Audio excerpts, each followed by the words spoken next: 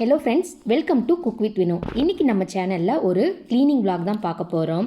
இப்போ என்னுடைய கிச்சன் இந்த மாதிரி தான் இருக்குது. மார்னிங் பிரேக்ஃபாஸ்ட் முடிச்சிருக்கோம். இன்றைக்கி எங்கள் வீட்டில் மார்னிங் டிஃபன் என்னென்னு பார்த்தீங்க அப்படின்னா மிளகு பொங்கல், தேங்காய் சட்னி, அப்புறம் பஜ்ஜி. ஸோ இப்போ கிச்சன் இந்த மாதிரி ஒரு வியூவில் தான் இருக்குது. ஒரு குட்டி போர்க்களமாக காட்சியளிக்குது. வாங்க 10 நிமிஷத்தில் இந்த கிச்சனை நம்ம சூப்பராக மாற்றிடலாம். இது நான் லஞ்சுக்கு ப்ரிப்பேர் பண்ண பூண்டு குழம்பு. ஸோ இன்றைக்கி மார்னிங் மாவு அரைக்கிற வேலை இருந்தது. ஸோ மாவு அரைச்சிக்கிட்டே கூடவே இந்த பூண்டு குழம்பையும் நான் ப்ரிப்பேர் பண்ணி வச்சுட்டேன். இது தயிர் ஊற ஊற்றி வச்சது. ஸோ பாதி லஞ்ச் முடிஞ்சிருச்சு. ஸோ வாங்க இப்போ நம்ம க்ளீனிங் ஒர்க்கை ஸ்டார்ட் பண்ணிடலாம். இப்போ என்ன பண்ணுறோம் அப்படின்னா, கழுவுறதுக்கு இருக்கிற பாத்திரங்கள்லாம் நம்ம எடுத்துகிட்டு போய் சிங்கில் போட்டுடலாம். நெக்ஸ்ட் சமையலுக்கு யூஸ் பண்ண சீரகம், மிளகு பொடி டப்பா இது எல்லாத்தையும் ஷெல்ஃபில் அதோட பிளேஸில் நம்ம ஆர்கனைஸ் பண்ணிடலாம். இது எல்லாத்தையும் நம்ம கிளியர் பண்ணிட்டாலே ஓரளவுக்கு நமக்கு ஒர்க் முடிஞ்சிடும். இது நான் சமையலுக்கு தேவையான தண்ணி யூஸ் பண்ணுற ஜக்கு. இதையும் நம்ம வாஷ் பண்ணுறதுக்கு போட்டுடலாம்.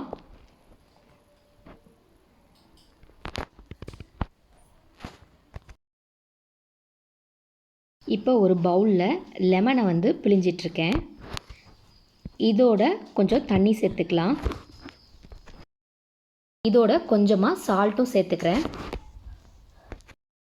ஒரு கிளாத்தை இந்த தண்ணியில் நல்லா வெட் பண்ணிவிட்டு கிச்சன் கவுண்டர் டாப் மேலே இருக்கிற இந்த உப்பு ஜாடி, அப்புறம் ஆயில் கேன் இதெல்லாம் லைட்டாக வைப் பண்ணி எடுத்துக்கிறேன். இந்த வெட் கிளாத்தை யூஸ் பண்ணி நம்ம இப்போது இந்த உப்பு ஜாடியெல்லாம் நம்ம நல்லா வைப் பண்ணி எடுத்துக்கலாம். இந்த உப்பு ஜாடி ப்ளேஸ் பண்ணி வச்ச ட்ரேயும் நம்ம வைப் பண்ணி எடுத்துக்கலாம். இந்த மாதிரி ஒரு டிஸ்இன்ஃபெக்டன்ட் லிக்விட் இருந்தால் போதும், நம்ம கிச்சனை நம்ம ஈஸியாக சுத்தமாக வச்சுக்கலாம். ஸோ இதை நான் லைட்டாக ஸ்ப்ரே பண்ணிக்கிறேன். ஸோ கிச்சன் கவுண்டர் டாப் எப்பயுமே நம்ம தாளிக்கிறப்ப எண்ணெய் தெரிக்கும். ஸோ அதனால் ஆயிலியாக க்ரீஸியாக இருக்கும். ஸோ இந்த ஸ்ப்ரேயை நம்ம பண்ணிவிட்டு ஒரு ட்ரை கிளாத்தை வச்சு நம்ம லைட்டாக வைப் பண்ணி எடுத்துட்டோம் அப்படின்னா கிச்சன் பார்க்குறதுக்கே நீட்டாக சுத்தமாக இருக்கும். ஆயிலியாக இருக்காது, பூச்சி எறும்புலாம் கூட வராது. ஸோ இப்போ இதை நல்லா நான் சுத்தம் பண்ணிகிட்ருக்கேன். ஸோ இந்த பிளேஸில் நம்ம ஆர்கனைஸ் பண்ணிடலாம். ஸோ நம்ம இந்த உப்பு ஜாடியை இந்த பிளேஸில் ஆர்கனைஸ் பண்ணியாச்சு. ஏன் ட்ரேயில் வைக்கிறோம் அப்படின்னா நம்ம ஈஸியாக நகர்த்தி நம்ம தொடச்சிக்கலாம். நெக்ஸ்ட் இந்த ஆயில் பாட்டில் இருக்கிற ட்ரேயை நம்ம சுத்தம் பண்ணிக்கலாம். ஸோ பாருங்கள், க்ரீஸியாக இருக்குது. 1 month ஒன்ஸ் இந்த ஆயில் பாட்டிலை நான் க்ளீன் பண்ணுவேன்.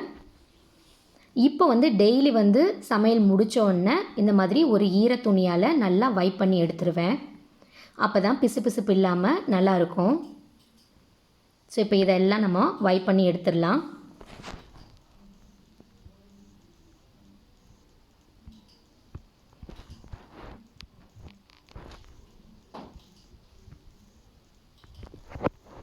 நெக்ஸ்ட்டு இந்த ட்ரேயில் இருக்கிற திங்ஸ் எல்லாம் நம்ம வெளியில் எடுத்து வச்சுட்டு ட்ரேயை க்ளீன் பண்ணிவிட்டு அப்புறமா ப்ளேஸில் வச்சிடலாம்.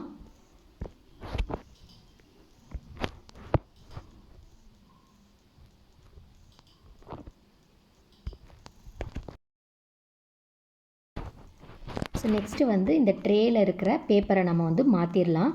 லைட்டாக வைப் பண்ணி எடுத்துகிட்டு இப்போ இதில் ஒரு டிஷ்யூ பேப்பரை நான் ப்ளேஸ் பண்ணிக்கிறேன். நெக்ஸ்ட்டு அதில் உள்ள திங்ஸ் எல்லாம் நம்ம ப்ளேஸ் பண்ணிக்கலாம். அவ்வளோதான். ஸோ இந்த டைல்ஸையும் நம்ம வைப் பண்ணி விட்டுட்டோம் அப்படின்னா இந்த ஏரியா நமக்கு க்ளீன் ஆகிடும். அவ்வளோதான் ஃப்ரெண்ட்ஸ், ஈஸியாக நம்ம சுத்தம் பண்ணியாச்சு.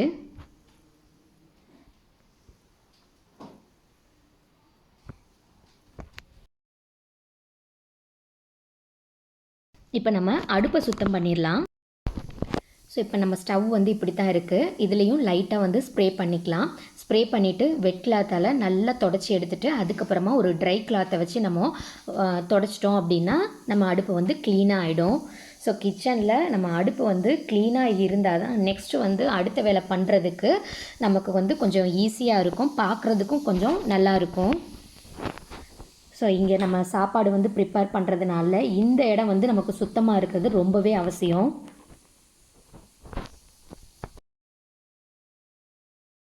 அவ்வளோதான், நம்ம அடுப்பை வந்து நம்ம க்ளீன் பண்ணியாச்சு. ஸோ இந்த டைல்ஸையும் நம்ம வந்து அப்படியே வைப் பண்ணி எடுத்துக்கலாம். ஸோ தாளிக்கிற எண்ணெயெல்லாம் தெறிக்கும். ஸோ இதெல்லாம் வந்து நம்ம ஒரு வைப் பண்ணி எடுத்துட்டோம் அப்படின்னா நீட்டாகிடும்.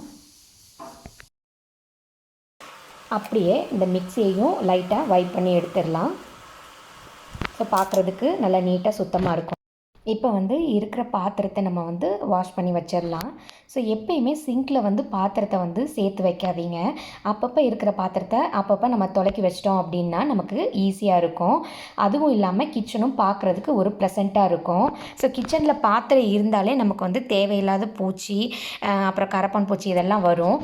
ஸோ நம்ம பாத்திரம் சேராமல் நம்ம அப்பப்போ துலக்கி வச்சிடணும். இந்த ஸ்டவ்வோடதை வந்து நம்ம ரெகுலராக காலையில் வந்து இந்த மாதிரி வாஷ் பண்ணி வச்சிட்டோம் அப்படின்னா நமக்கு வந்து ஆயிலியாக இருக்காது.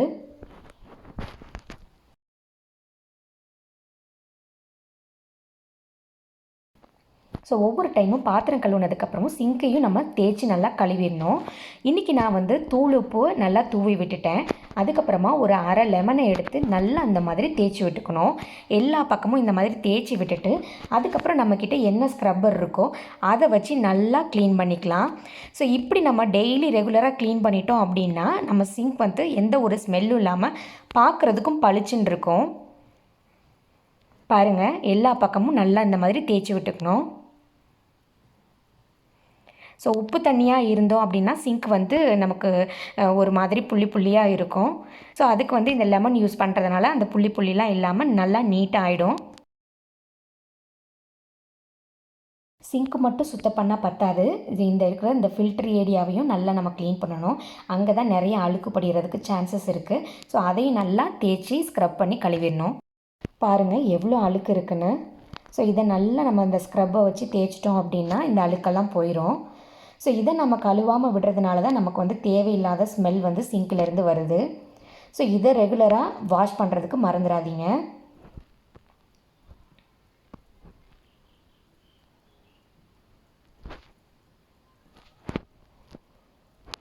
அவ்வளோதான், நம்மளுடைய இந்த ஃபில்டர் ஏரியா வந்து க்ளீன் ஆயிடுச்சு.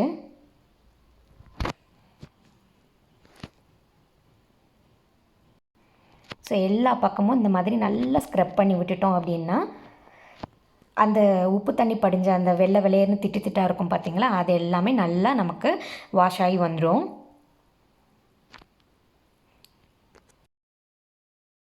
அவ்வளோதான், நம்ம கிச்சன் சூப்பராக 10 நிமிஷத்தில் தயாராகிடுச்சு. ஸோ ஜக்லையும் நான் வாஷ் பண்ணி தண்ணி ஃபில் பண்ணி வச்சுட்டேன். நம்ம கேஸ் ஸ்டவ்வும் பாருங்கள் நல்லா பளபளன்னு இருக்குது.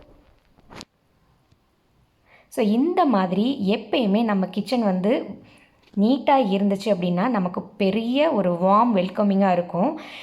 கிச்சனில் நிறைய நேரம் நின்று சமைக்கிறதுக்கும் ஆர்வமாக இருக்கும்.